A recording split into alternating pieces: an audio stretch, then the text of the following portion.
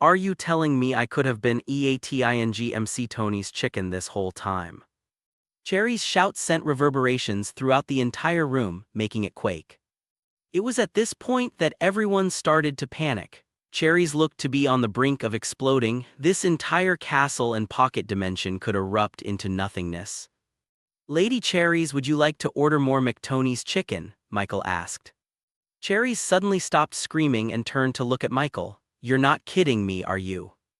Michael shook his head. Then he took out a phone from his pocket and gave it to Cherries. In fact, if you have this phone, you can order McTony's at any time you like. We'll deliver the food straight to your door.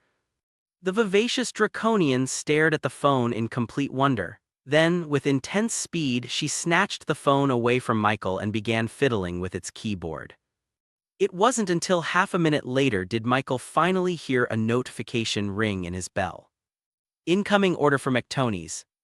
99,999 x McTony's chicken. 99,999 x chocolate ice cream. Hey.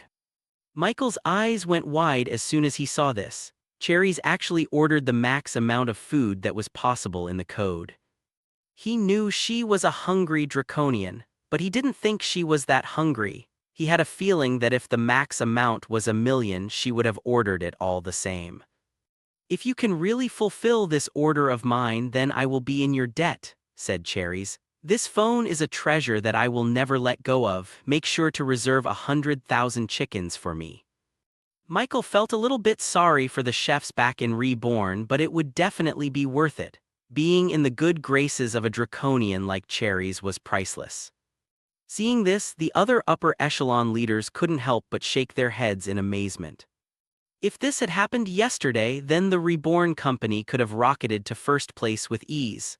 They would have blown past everyone just from Cherry's order alone. Ha ha ha ha, what do you want as compensation? Tell me and I shall fulfill it. Michael smiled and said, I want territory overseas, the bigger the better, better than the one you're going to give the first place finisher of the feast. The upper echelon leaders all gasped out loud after Michael's request. How bold. Cherry's eyebrows raised. Are you sure about that? Such a price is very deep. I'll only be able to compensate you with the land, but not the wyverns. I could give you something smaller, but with the accompanying wyvern pack. Michael smiled. No need, give me the bigger land. After hearing such proclamations from Michael, the upper echelon leaders couldn't help but start voicing out their opinions. I can't believe that Reborn is already getting territory overseas, and according to Cherries, it's going to be even bigger than what the first place finisher is going to get. I wonder what it'll be. Are they going to be given territory on the Eastern Front, maybe the Western? But I don't know what he's thinking. Territory isn't going to matter if he's not going to get a wyvern pack. Even Gordon and Wadeby came by towards Michael and began to try and convince him to change his mind. Michael, this is not a good choice for the growth of your company. Yes, larger territory overseas will be a lot of help for your future if you want to expand your business. But if you don't have a pack of wyvern to help you, then that territory will be useless. He's right, young man. If you just rely on using boats and ships to transport your goods overseas, not only will it be a lot slower, but there is a very good chance that it'll be destroyed by typhoons or sea monsters. Even your alliance with the mermen won't help you with that. In their mind, Michael was choosing the most inefficient way to progress his company. It'll be much easier and a lot faster to develop territory overseas with a wyvern.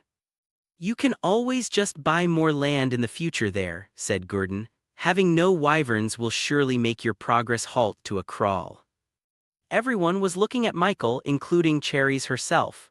She may be a gluttonous draconian, but she was by no means stupid in terms of business.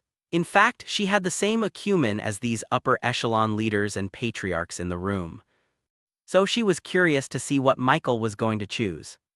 He said that he didn't need wyverns. It was preposterous in her mind. Who didn't need wyverns?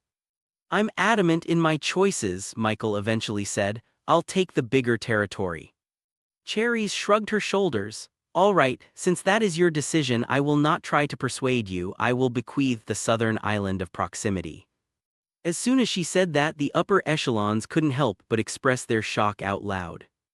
Island of proximity. No way she's giving them that island.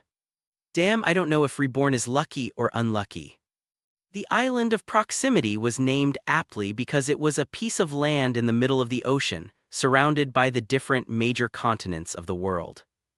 It didn't technically belong to any country or species. After all, it was a piece of territory that was equidistant from the different landmasses containing the different factions and species.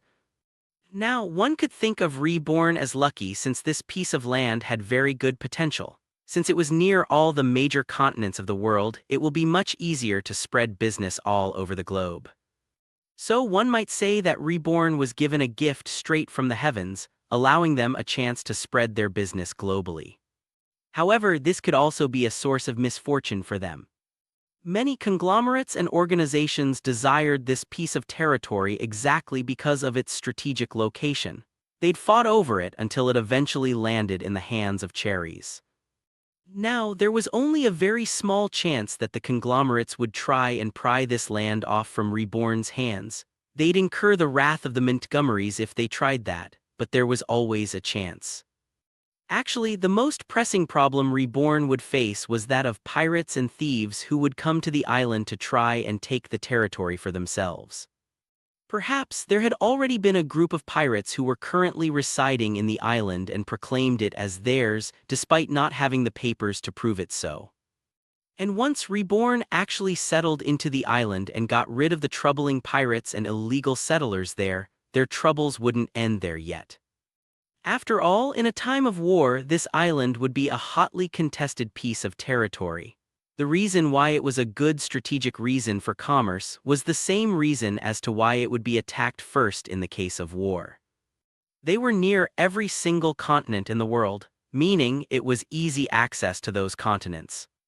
Michael watched Cherry's expression and realized that the Draconian was testing him, watching his expressions, watching how he'd react to being given the equivalent of Pandora's box. And in response he smiled. "Thank you," he said, "I will make great use of this island." A slight smile curved on the vivacious woman's mouth before clapping her hands. "Then it is settled. Now begone from my castle, all of you. I wish to devour my fried chickens in peace. I can't wait to have it be delivered, ha ha ha ha." After such words, the upper echelon leaders quickly dispersed, not trying to test the patience of a Draconian. They also wanted to go back to their organizations to recuperate after everything they've discovered from this meeting.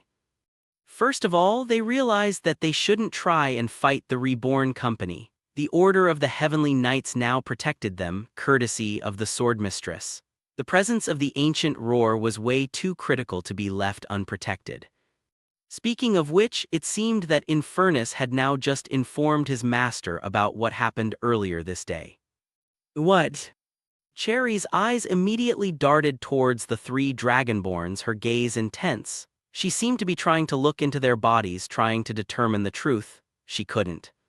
But she did notice that the dragonborns had a unique body composition that was like a draconian, but different in a lot of aspects. Somehow these draconians seemed better evolved than them. She also noticed the Godforge pieces in their hearts. "Would you like to become royals within the draconian hierarchy?" she asked the dragonborns. This drew a lot of mixed reactions from the draconians in the room. They knew exactly what this meant. Becoming a royal within their society meant everything. It meant strength, power, comfort, luxury, and survival. It meant that they would have complete control and power over all the other draconians. Now, such a title obviously was too important to be given away like nothing. But who was Cherries? She was the most influential draconian, just below that of the draconian queen herself. At the very most, she could ordain the dragonborns to be just below her in importance.